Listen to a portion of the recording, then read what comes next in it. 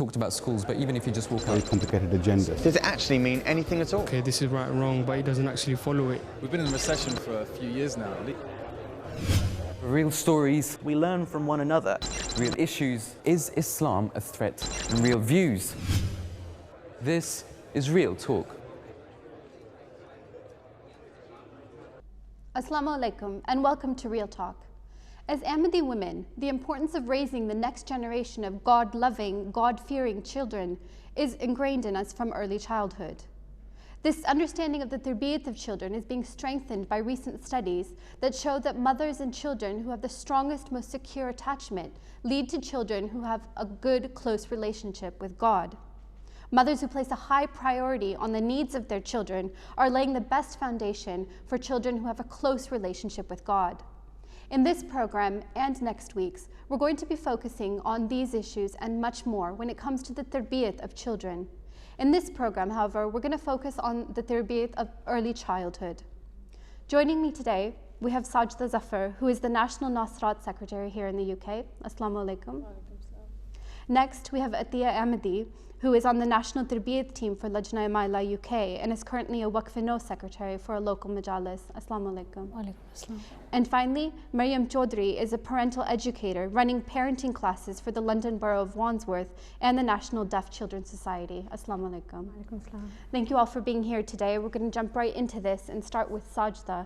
Sajda, what does Islam say about the role of parenting when it comes to early childhood? Well, Islam lays a lot of importance on the role of parents. I'm sure you've all heard the hadith where it's mentioned that paradise lies under the feet of the mother. That hadith is generally, related in regard to children, but it's also a very important hadith for parents to earn that paradise under one's foot. The mother has to be the kind of mother who can give their child the tarbiyyat and the upbringing that is required by Islam. So then, Atiya, what are the responsibilities of parents when it comes to children so young? What are we required to do? From the fact that from day one we are asked to do the adhan in the ear of the child when he's born, indicates that our responsibility starts as soon as the child is born. We have to, by saying the azan, we are reminding the child of Allah and reminding ourselves of our responsibility, that today it's the azan, next it will be slowly different things. When children are younger, Islamic terminology, when they're walking around, to say inshallah, mashallah, assalamu alaikum, these things, and obviously daily prayers and teaching them the words of salat. We'll very go into important. all of that in so much more detail throughout the rest of the program. But Maryam, when does the role of a parent begin? Is it once you have the child? Is it before the child is even born? What does Islam say? What do we understand? I think scientifically they show that your pregnancy does have effect on your child. The child can hear your voice. It will be aware of your emotions and how you're feeling, and Islam would also support this. We are told to recite the Holy Quran often during our pregnancy because the child will be aware of our voice and it can have a very calming effect. But also Islam would advise us to keep our minds and our thoughts pure and clean during that time, because these emotions and these thoughts that we have will undoubtedly affect the child even before birth. Right. And Sajda, there's actually prayers that we should be saying before we even have children, for their well-being. Exactly. A lot of people think that once the child is born we can start praying for them, but that's not true. We should start praying for our future children even before we plan on having these children, because this is such a huge role and such a huge responsibility that we shouldn't take it lightly at all, and we should pray for them even much before the time of their birth. Okay, let's go to the audience. You've just heard that parenting begins before birth even. What do you think about that? How did that affect you when you were expecting children? Yeah, back. Even in the Holy Quran, it's various parts. It's encouraged us to pray for our future. For example, in Surah Al-Imran, to chapter 3, verse 39, it states, "My Lord, grant for me pure offspring from thyself. Surely thou art the hearer of all prayers." Right. And so, if it's written there, then there's no limit to when we should start praying for our future children. Yeah. Anything else? Anybody else? Yep, in the front here. Can we pass the mic right here? Yeah, just to that point, really. I remember, being quite young and being told by these sort of elder ladies of the Jama'at, you should pray for your children and pray that you have, neck children. And as an 8-9-year-old, you laugh, you think this is just crazy, but actually they were right. And really, you should start praying, as soon as you consciously can, that your future children are a delight to God. Yeah. Okay, let's come back to the panel now. Should potential mothers then be thinking about their own knowledge, their own Islamic knowledge, then before having children? Definitely. We were discussing this before that, in fact, when you're younger and you don't have children, it's the best time to learn, because sometimes when you do have the children, you're taken over by the chores of that come with the child. So praying for your children before they're born is very important. And also how Maryam said that having a pure and clean heart, and if you have pure and clean thoughts, that I think Khalifa Sani said in his book The Way of the Seekers, that having a pure and clean heart therefore passes on to the children that you are having. And as we do our daily prayer, and we teach our children daily prayer before they're even 7, and we say the prayer, Rabbi ja'alni muqima as-salati wa min zurriyati, we already say to them that, oh Allah, make me regular in my prayer and my children too. So we're already praying for our children even before we've even got to age of puberty. Right. And Maryam or Sajda, what about fathers? What is their role in that really early period? Fathers definitely have a great role. People underestimate that role sometimes, I feel. Fathers can create that harmonious sort of atmosphere in the house where it's peaceful and safe for the children to be brought up, where the mother can safely teach her children without the stresses of the outside world, if he's taking care of that side. And also by his behavior. Example is the best way to teach any young person, and they can teach the children from their own example about how they treat their mother and all that kind of. So let's start with that then. Maryam, how do you start teaching children? Children that are really in infancy, can you start teaching them and doing their moral and spiritual education from that young of an age? I think education really does start from the very beginning, and we underestimate how quickly children start to learn and pick up. Children, I think the best thing that you can do is to model good behavior for them, because the way children can copy and what they see and they absorb is absorbed in such a way that it becomes innate behavior. It's not learned, it's not artificial. What they see, they will copy and mimic. And that kind of behavior, I think, is very successful in teaching them and for it to have a lasting effect. So what we model, what we show our children will very, very quickly become absorbed into them. The way we smile at them, the way we respond to them. If they see us doing something, they're likely to copy us. So how do we, with a newborn then, what is the best ways then to interact with them to encourage the spiritual growth? I think that, for example, when you're feeding your child, to say Bismillah before you, I mean, it might seem that this is a 2-week-old, 3-week-old baby, but they are listening and they are taking that in. Just like you would see Western mothers singing to their children. They sing a lot of nursery rhymes and songs, and eventually children learn from that. But instead, if we make a habit to say dua, reading the Quran in front of them, doing the namaz. Often when you go to the masjid, you see children who regularly come to the masjid. They may be a few months old, even 10, 12 months old, and they are copying the actions of the salat. And that tells us that they have been seeing this from a very young age. And although they don't fully understand it, they know not to talk to the parents while they're doing the salat. They know not to ask for anything. So obviously they are taking in what's going on around them, so it's very important. Definitely. So Ithia, what are the most important things for children to be taught at that young of an age? I think obviously the prayer, because the Holy Prophet said that, sallallahu alaihi wasallam, said that a child should be asked to be told to do their daily prayer after the age of 7. So obviously at the age of 7 they must know the prayer, the words of the prayer, the actions of the prayer. So that in itself tells us that by the age of 7 a child should know those things. And just general Islamic terminology, the Holy Quran, as Baji Sajid said, reading the Holy Quran in front of them. Sometimes mothers would think for my prayer, I think I'll wait till the child's having a nap to do my salat because I won't get disturbed. Yeah. But in fact, they should put the child in front of them. The child should be able to see them doing it. Otherwise, they will never see that. They will not know, like Mariam said, imitating and mimicking the behavior. So definitely the example. And there's a hadith which says, respect your children and cultivate good manners. So although there is a lot of emphasis, it is our responsibility to teach our children religious knowledge. But actually, it's also important that we respect them and we teach them good manners, because good manners is something which will last them a lifetime. So how do you do that with starting infancy, toddler? I think things like sharing, saying salam to their elders when they come in, you know, being the first to offer salam, which is really important. And that's good manners as well as Islamic teaching.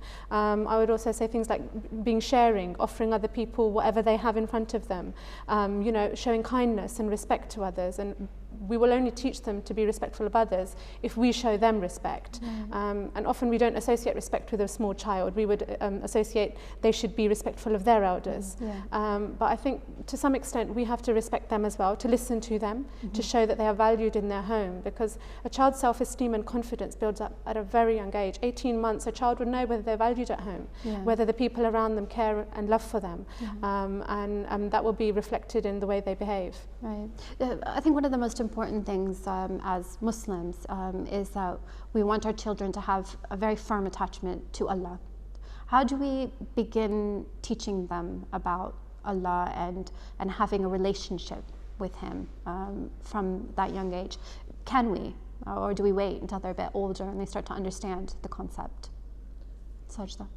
They won't obviously at a very young age understand that concept. However, like I said, they mimic things and they copy what we're doing. So if we are taking the time out, for example, when it's time for salat, we turn the TV off, we tell them to put the toys away, we're going to do salat. Things like that, just generally being grateful for the things that we have, appreciating what we are given, small things like that, and they will slowly, at first they won't understand why we're doing it, but they will know that that's how it's done, and then eventually they will understand why it's being done, and they will start and they will realize the importance of having that connection with Allah.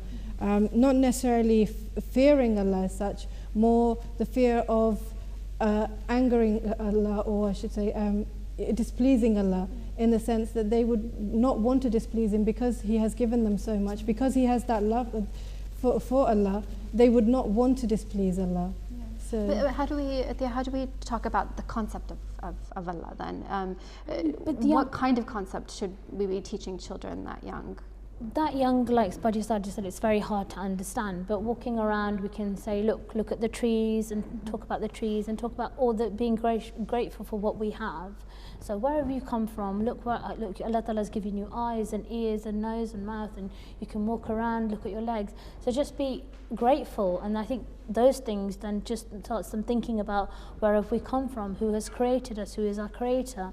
So just showing them things around us, and every time they get something new to say, oh, alhamdulillah, look, where has this come from? And always bringing it back to Allah. So I think definitely that concept will slowly begin to be in their minds, because they know that as they were growing up, they heard about Allah and how Allah Ta'ala has given us so much, and He is gracious and He is merciful. He listens to us when we pray to Him.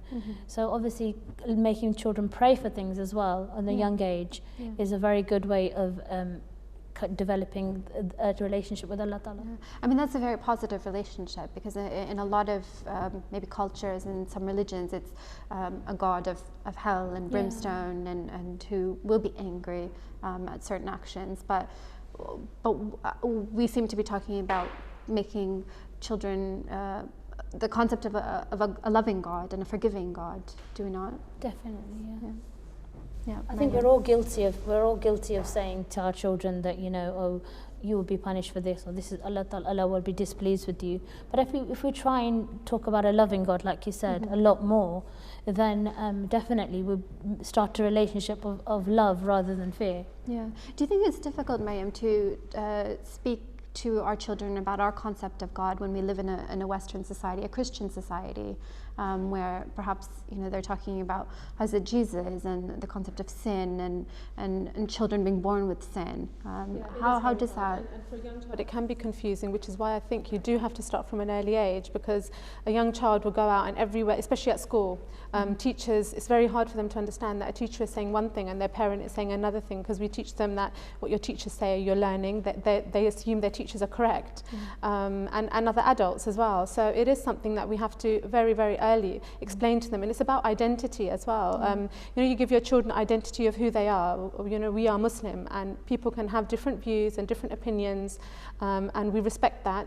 But it's about teaching them understanding of differences as well. Very, very important. Yeah.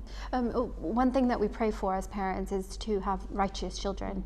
This concept of taqwa, and how do we teach that concept to children, or how do we instill taqwa in children? Is that something that can be taught, something that we can instill in them, Sajda? We can definitely try to do our best. Obviously, at different ages, it would be different kind of things that we can do. But most important, as always, it has to be dua. We have to pray for our own strength in our own religion, in our own beliefs, and then pray for the children. And it gets us through a lot of problems and a lot of difficult hurdles that we cross. And okay, let's go to the audience now. What are your experiences with children, with either teaching your own children about God or what you're seeing in society? How do you balance what the children are learning in schools versus what we need to teach them about God and faith? Yeah, back there.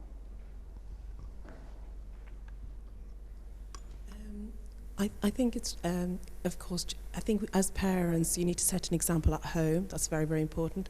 And children will go out to school and children will have lots of questions to ask, and there'll be conflicts at school. And when children come home and ask those questions, parents need to answer them gently and lovingly, and explain things, and not just send them away and not answer their questions. You have to be a good model for your own children.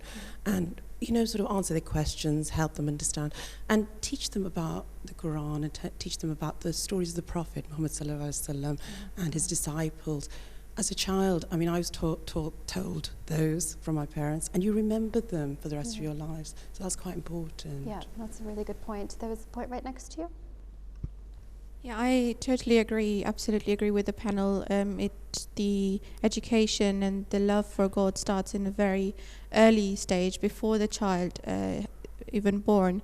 And I think my personal experience is that I have a son who's 1 year old, and it was very, very, very for me difficult to see that how am I going to bring them up in that society. But then again, it's only dua which can help us.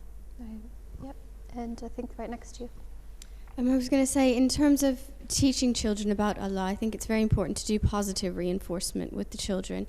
We were saying about displeasing Allah, but it should always be that Allah would be pleased with this when you do something good. It's definitely about positive reinforcement with children. Yeah. Then they learn that Allah is beautiful, and Allah gives us everything. Like you were saying, Baji, about teaching them things around us. Everything comes from Allah. I think that's very important, and that's a way to begin their knowledge about Allah. Yeah, I think as parents, we need to choose our words very carefully when it comes to not just Allah, but really anything, and rather than negative talking, speak really positively. That's a very good point. And there was a point up in the front.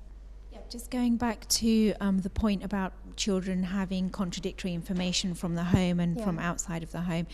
And I actually think that we're very lucky that we live in a multi-religious society. And that our children do come home and ask us questions, because it allows us to bring them up being very respectful of other people's beliefs and religions, which is very important in today's society. Yeah.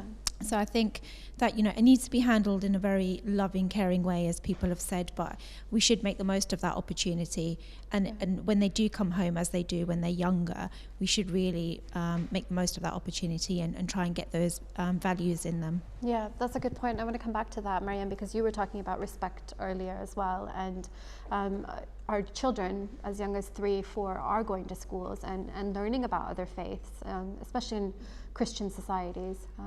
How do we teach them to learn and respect without fully believing what they're being taught? I think it is a hard thing to do, but children very soon pick up that everyone's different. Yeah. And it's about concentrating on differences, which is not always a negative thing. And I think that at home environment, like you were saying, fathers as well, brothers and sisters all together, we have to know that every family unit is different in some way to the next. And so instilling those values at home. So it's very important to spend time with them to build up their confidence, because you have to be quite confident and secure to be different. Yeah. Children like to be the same. It's easy for them to be the same as everybody. They fit in. It's easy. There's no conflict. Yeah. So it's about building up their confidence and explaining the reasons for differences, which, like you say, at 4 or 5 can be challenging, but it's a slow process. It's not going to happen overnight. Just to keep building on it and making sure they understand the reasons behind things. Because then I think that once things make sense in their own heads, they can be able to explain to others and be strong about it.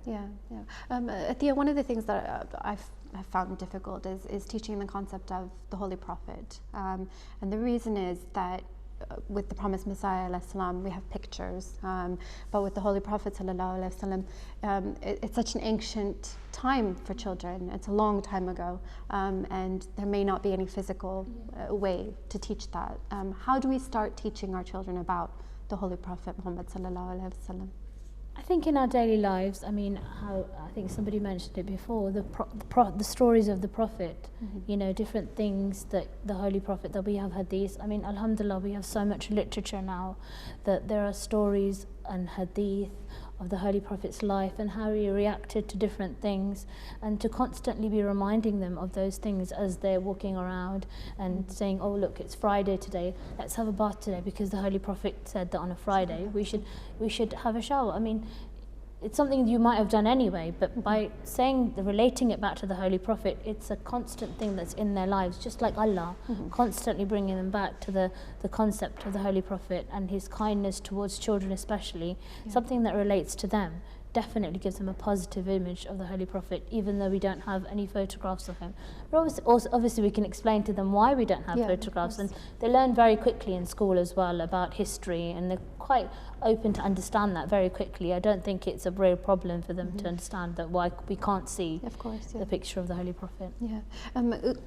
Adding on to that then, the connection that we want to create with our children in Khilafat, how do we do that from an early age? What are the best ways? Best way, I think, is in our current state, MTA. Put MTA on in your homes. They will get used to seeing Hazur, and then seeing the respect that we give to those kind of programs, where we would sit quietly and listen to Hazur.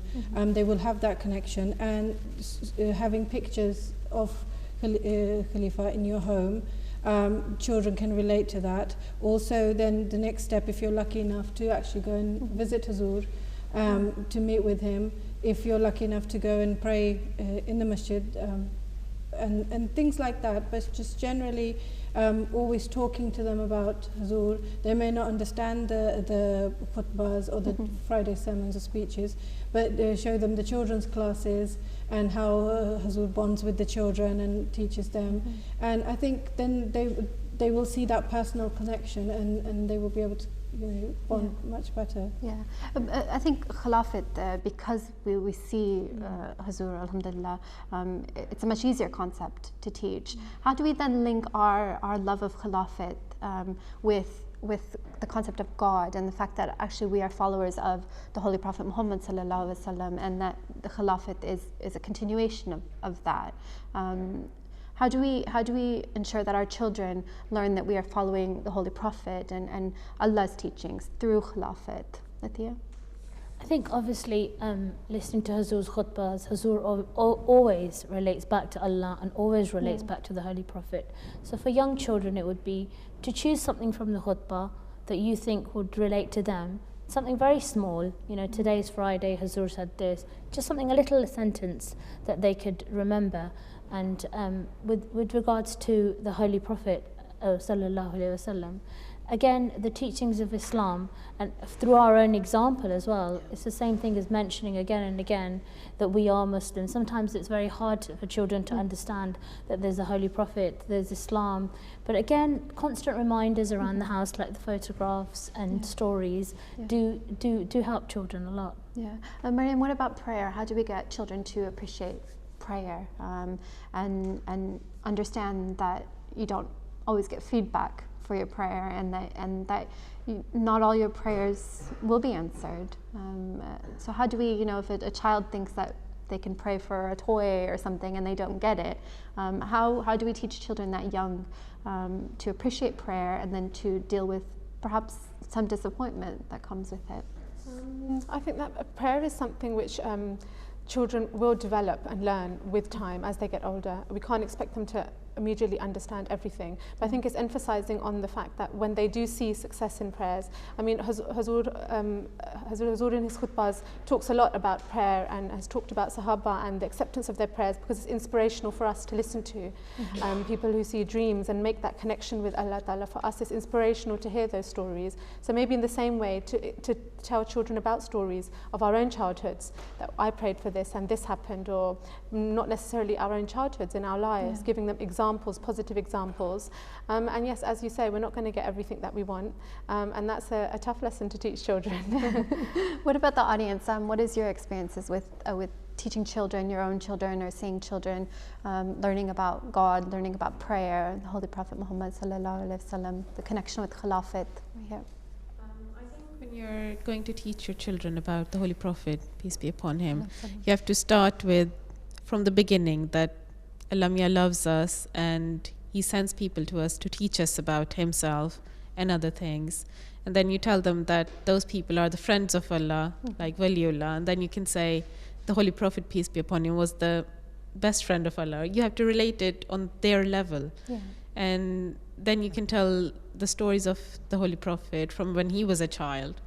Like I told my son the story about when you had that incident where angels came and rinsed the heart of the Holy Prophet. And then you can sort of relate that to everyday things that your child does, and they will understand it on their level, but you don't have to go into much detail. And another thing about prayer, same thing, if you relate the concept of prayer to things that your child likes, like my son, he likes to bake cakes, and sometimes they don't turn out well. And he's learned to say that, oh mom, we didn't pray before we made the cake. So you have to relate it on their level. Yeah, that's good. Anybody else? Yep, all the way in the back. I teach reception, so they're age 4 to 5, and they're at the stage where they're forming words, reading books. So we'll give them a book to take home, they read it with the parents, they come back and they read the story again. And now we're lucky that there's quite a lot of literature out there, and there are books designed for children, so who's not to say that we can't get a children's book which talks about the Islamic history, and that way not only are they practicing how to read, but they're learning something about their religion. And they might even identify and say, oh, someone's dressed like this, oh, I do this, oh, I do that. So it's a learning experience, and you can do it from a young age. And that way, you're including the academic side of things, and you're also learning about your own religion. So it's a beautiful age for them to develop that. Yeah, that's good. We're going to leave the discussion for now and come back after the break. We're going to talk about some of the practical issues of raising young children in these societies, such as socializing with other children and discipline of children. So join us after the break.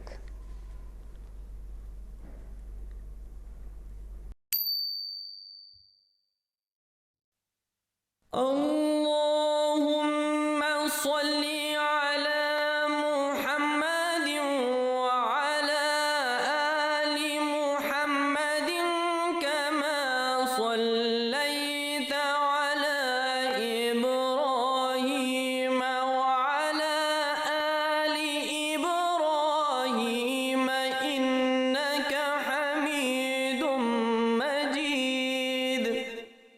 اللهم بارك على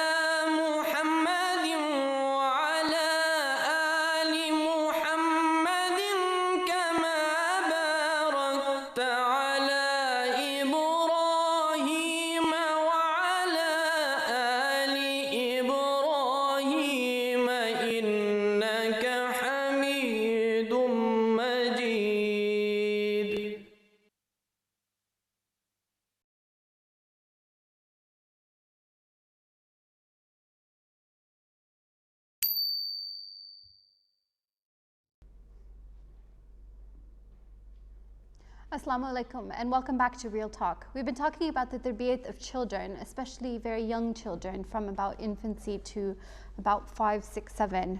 Let's come back to the panel first. And Maryam, how do we help our children acquire a sense of being a Muslim? What does that mean and what should that mean to young children? Like I said before, it's about identity, and that strong foundation is really important, and it does come completely from the home and from the primary caregivers who will be parents and the family. So all these little things which Athiya has spoken about, small things that we do throughout the day. We talk about Allah, they see us doing prayer. All of these things will very quickly, a child will realize that, okay, I know other people who don't do that. And that's all about identity as being Muslims. And I think it's just the whole package. Islam is the religion which teaches us about a whole way of life, not just reading the Holy Quran and doing this. It's every action that we do. So I think that every little thing will count towards giving them a strong identity of being a Muslim. Yeah, one of the things that identifies Muslims or should identify a Muslim is the concept of modesty, and our Khulafa have spoken about teaching that from a very young age. Athiya, what are we taught about teaching very young children about modesty and the way that they should dress? I think from when they're very, very young, we're told that we shouldn't leave them without any clothes on. So we should always have them dressed and not say, often when it's warm, people tend to say, oh, the child can walk around without their top on. But where we as Muslims and the Khulafa have told us that we should make sure our child is always covered. And when the girls get a little bit older, they should have their arms covered, have their legs covered, wear a long top. I remember Khalifa Rabi once in a class actually called a girl up and mentioned that her top should be longer. And so these things, we can't expect the child to hit puberty and suddenly to say, oh, well, here you go, and now you must dress modestly. It should start from a very young age that they're aware of these things. And especially when they're changing in school, if we make them aware of modesty, when they're getting changed, they'll find an art of getting changed without showing too much. So these are things that we have to tackle. Obviously, it would be great if we could, everybody, when they went to get changed in school, have a personal own changing room. But that's not the case. So we have to teach them how to work around the way they live in a society. Yeah. What about the friends that they make that early on? How should we help our children to socialize? And what should we encourage them to do? What types of friends should they be making? Sajda? Socializing is extremely important for their educational and learning and developing skills. At that young age, usually parents would be taking their children to the schools or nurseries themselves and getting to know the other parents and the other children. So it's a very good way for us to see who our children are interacting with. If they're picking up bad habits, for example, if you suddenly notice a change in their behavior at home, take a closer look at who they sit with in school, who their partners are on their table and things like that. And I think it gives us a really good opportunity to get involved in their life without being a hindrance and helping them through that stage, because having good friends is very important to their well-being and to their everyday learning and development. So. To what extent should we integrate our children in these societies? Maryam, we're living in non-Muslim societies, most of our viewers as well. So to what extent do we integrate our children from that young of an age? Integration is very, very important. If we live in a Western culture, we must integrate, but we have to put those boundaries in place, and they must know where those boundaries are. We must teach them how to integrate with these people, and having friends over. I tend to like to have other families over first. But in the same way, when you develop trust with another family, I think that it's okay to allow your child to go and spend a few hours at a friend's house or in the company of other friends, because this is the world we live in, and as they grow up they will need to interact and communicate with everybody. I think if we become too insular, our children will not be able to cope in the real world, and they must be aware of differences, and like I've said, it's that It's that strong feeling that they have in themselves, that they're strong enough to know when to say no.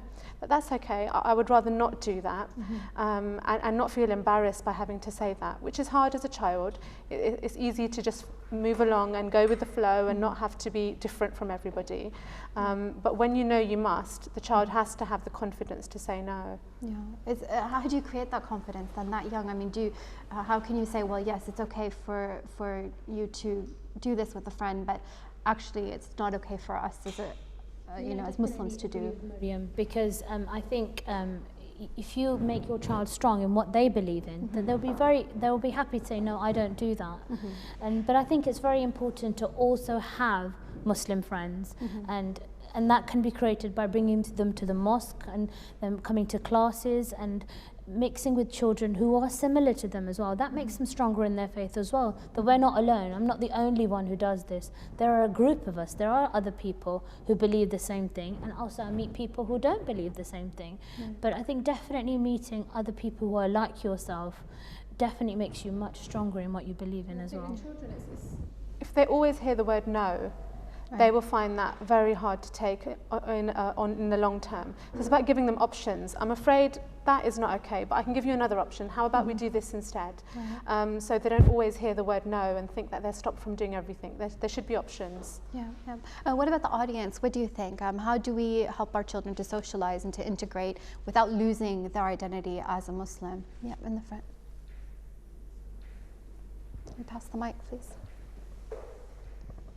Just it's sort of in agreement with what's already been said, really, but I think it's very, very important that children learn to mix with other cultures, and that they are accepting of those, especially if we want them to grow up to be valuable members that contribute to society. What I found works is that I tend to have my children's friends over to my house rather than have them go.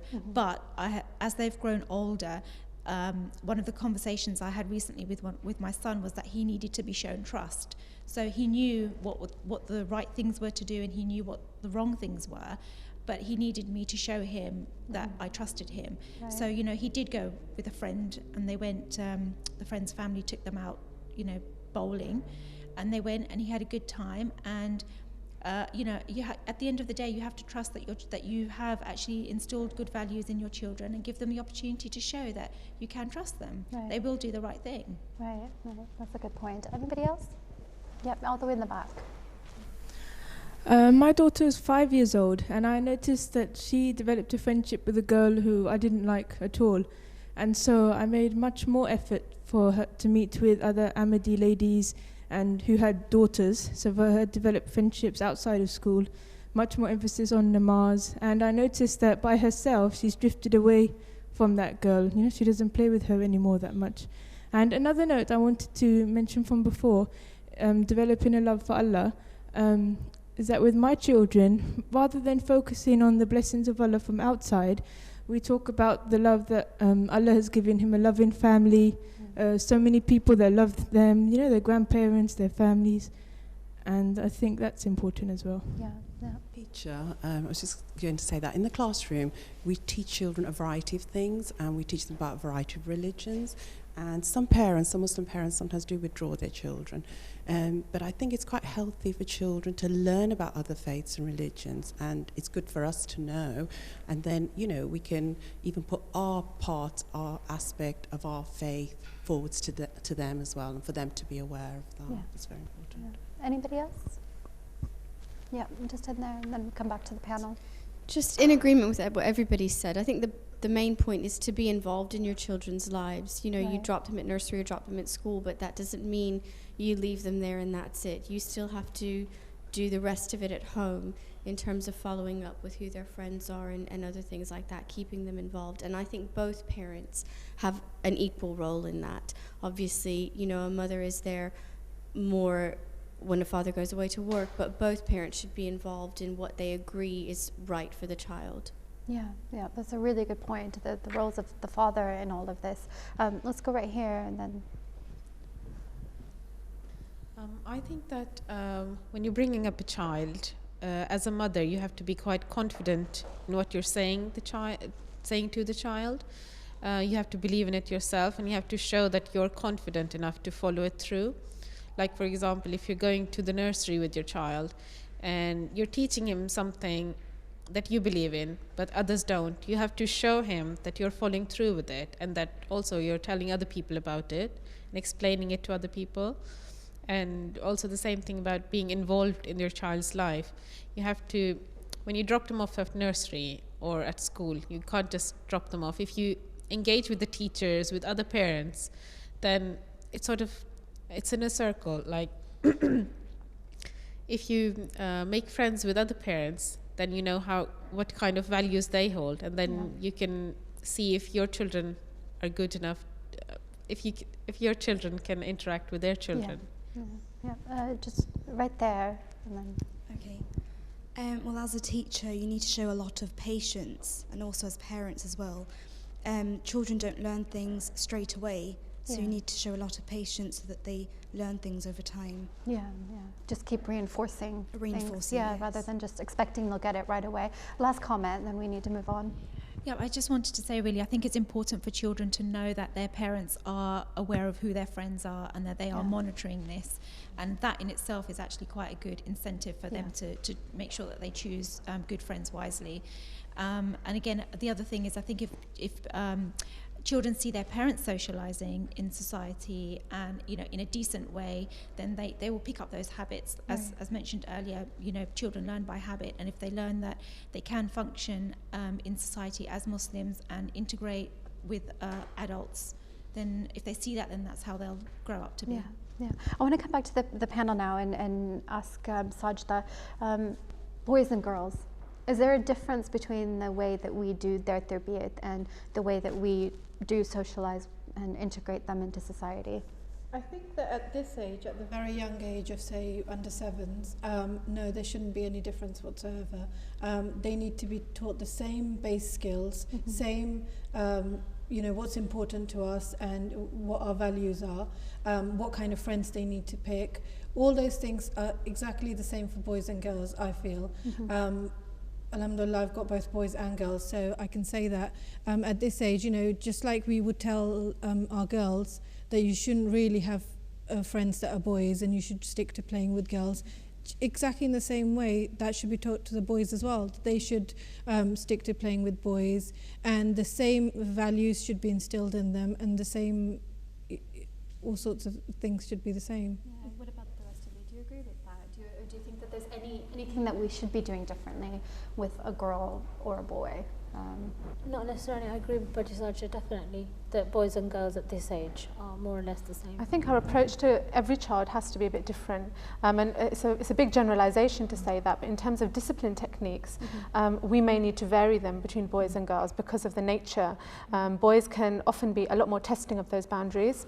They have so much energy at that age. A girl is far more likely to sit down and enjoy an activity, sit-down activity, whereas a boy won't. So I feel that although every child is different, and that there are quite big generalizations, but I think with boys sometimes those boundaries have to be a lot more clear and obvious, so that they know that they mustn't cross those, and the way we discipline them may have to vary.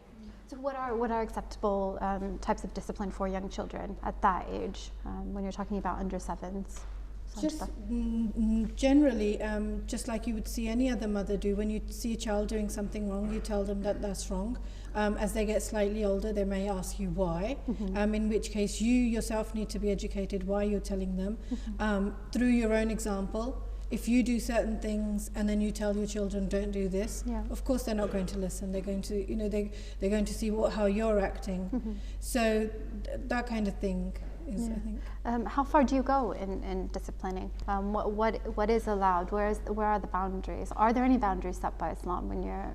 Well, I mean, we know from the writings of the Promised Messiah Islam that he has mentioned that he feels that, for example, smacking children is a form of shirk, because if we feel that by smacking our children we can teach them, instill good things in them, we're totally wrong, because it's only by the grace and the will of Allah that our children can be put on the right path and learn the right things. So if we feel that by us smacking them it's going to make any difference, if anything, I feel with very young children because they learn by experience, instead of learning not to do that thing, they would probably learn to hear others, if not the parents. Right. And they will feel that that's right when they're not getting their way, that's the way to go forward. Yeah, but Mariam, you're a parental educator. What do you do with difficult children then? That, you know, you can keep trying to reinforce things, but sometimes children just don't listen. We have a few key points that, you know, we really emphasize when we do parenting courses. Number one is being really consistent.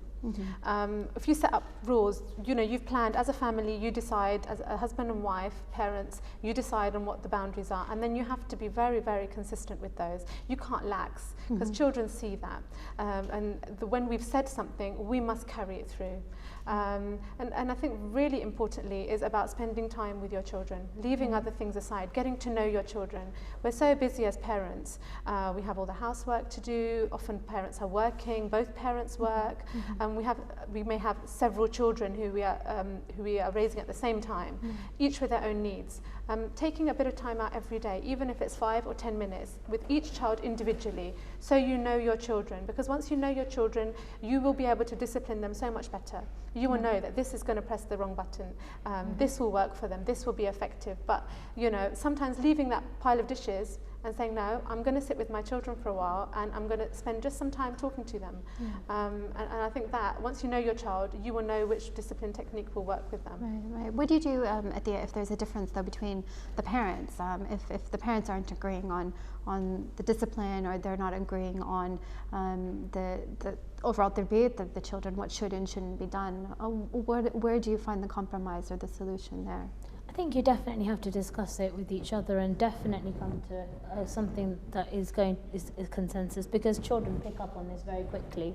They will know, oh, if my dad won't let me do it, I can go to my mum. And you know, as soon as you both are not communicating with each other, it comes back to the same thing that before the birth of the child, when you're choosing your partner as well, these things need to be discussed so that you know how you're going to raise your child, and definitely come up with a consensus idea.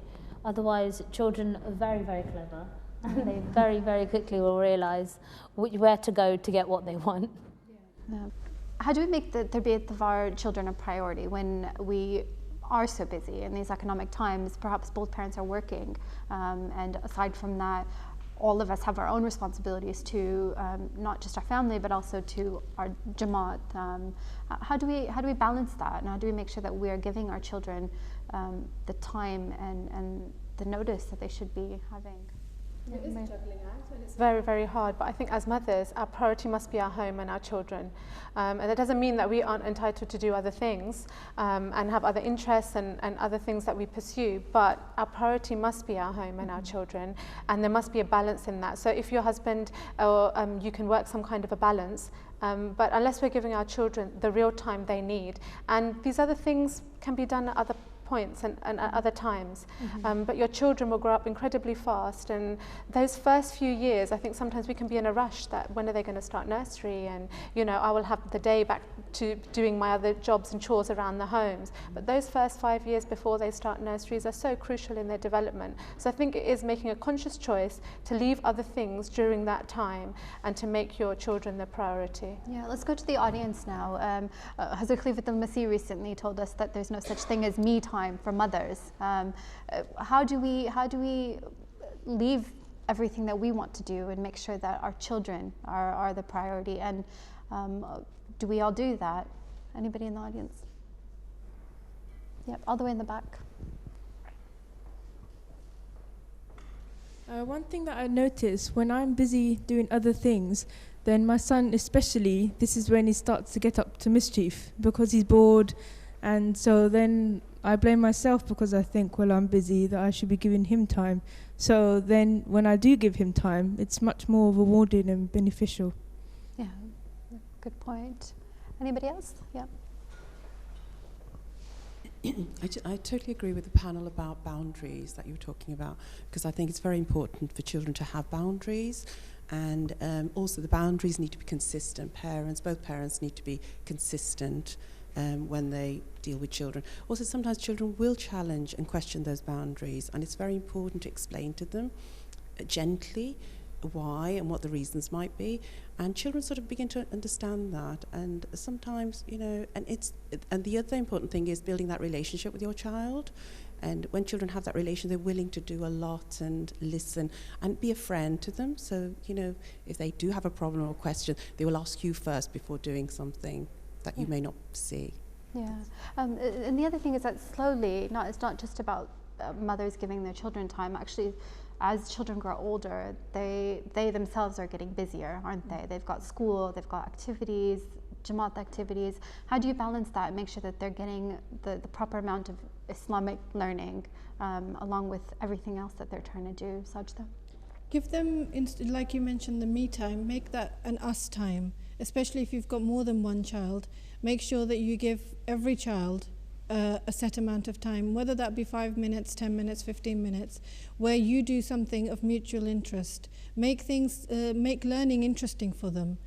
Some children are fine just sitting down, reading a book, learning the information, that's okay. Other children need a bit more motivation. They need a bit of play, a bit of colour into that learning.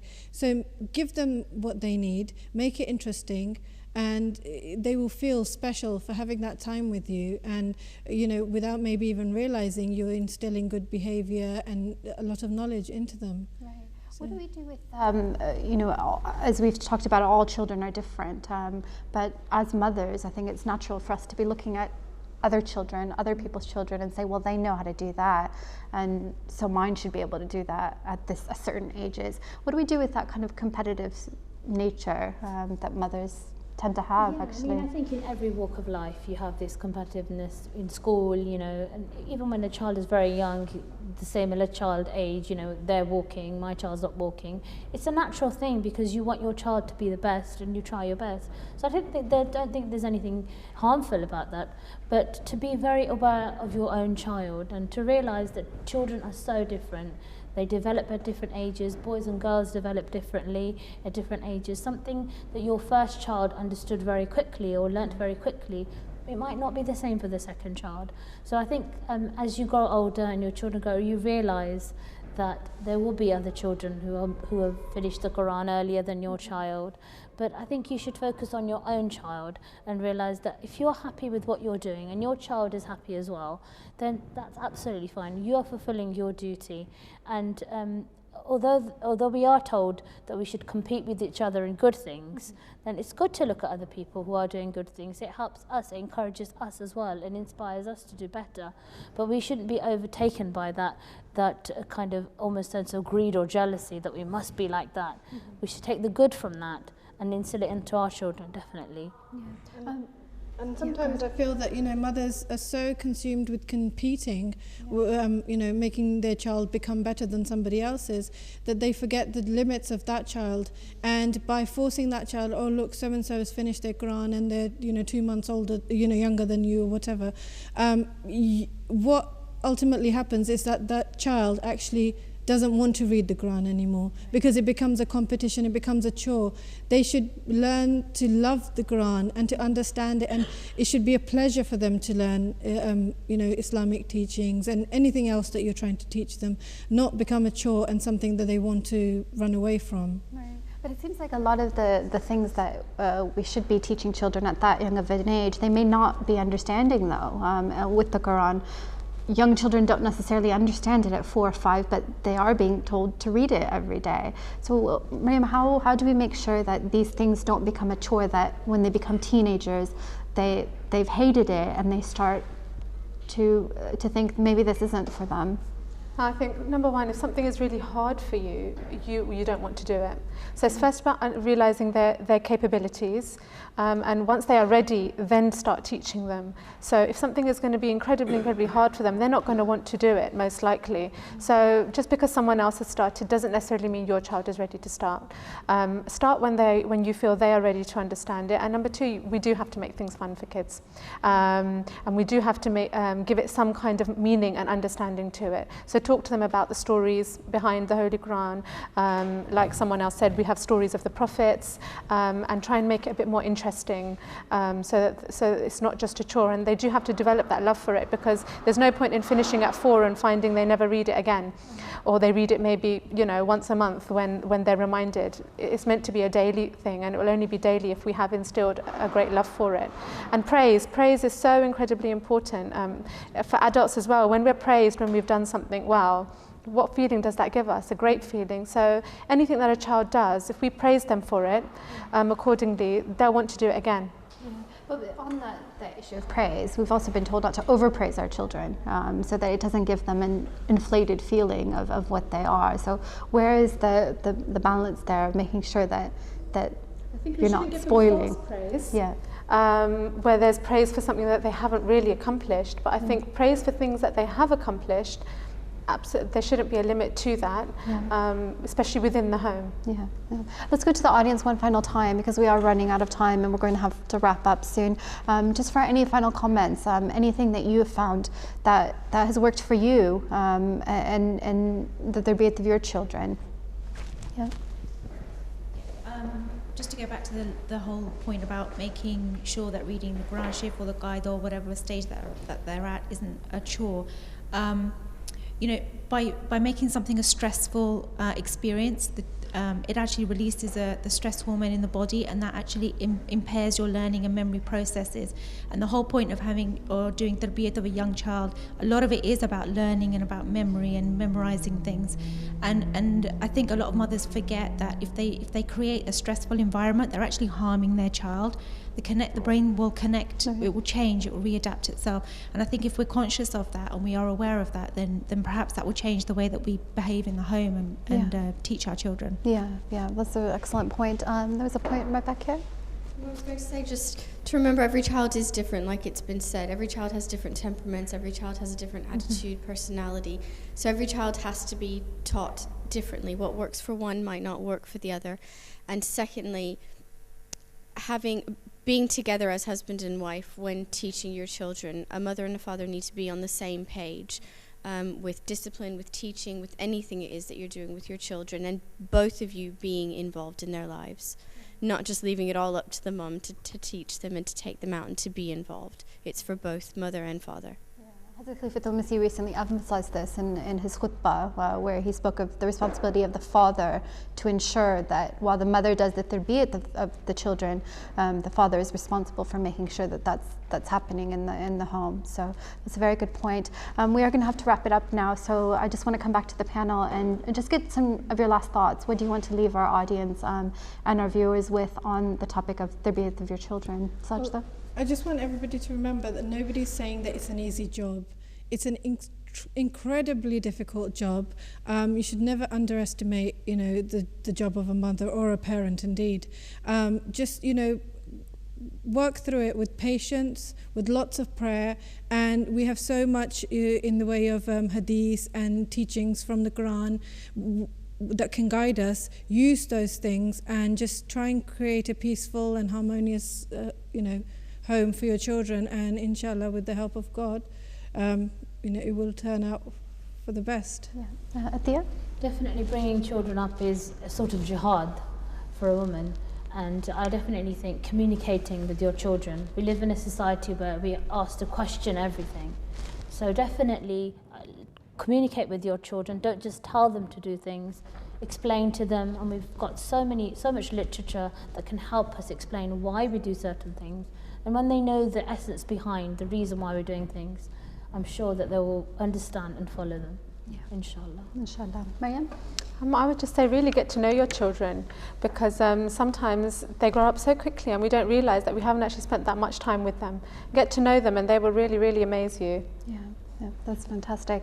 I want to end the show now with the writings of the Promised Messiah alayhi salam, when he spoke about the tarbiyyat of children, and he wrote that, "I pray for my children and require them to follow a broad set of rules of behavior and no more. Beyond this, I put my full trust in Allah Almighty, in the confidence that the seed of good fortune inherent in each of them will flower at its proper time." And I think that's what we've learned in this whole show, is that at the end of the day, it is prayer that will guide us through this very important task that we've all been given as mothers and really as parents. That is all the time that we have for today. I want to thank our panel for joining us and sharing their wisdom, and to our audience for all their comments. You can take part in this discussion by sending us an email. Our email is at the bottom of the screen. The web address is mta.tv/realtalk, and you can also follow us on Twitter. Join us again next time. Next week, inshallah, we will be talking about the Tarbiyyat of teenagers and all the challenges that comes with that. So do join us. Jazakallah. Assalamu alaikum.